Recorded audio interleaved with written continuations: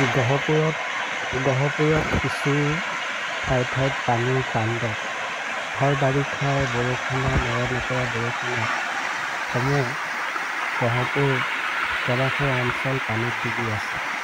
গতিকে আপোনালোকে এই পানীৰ দৃশ্য প্ৰত্যক্ষ কৰিছেনে? মানুহে কিমান ভুক্তভোগী হৈছে চাওকচোন।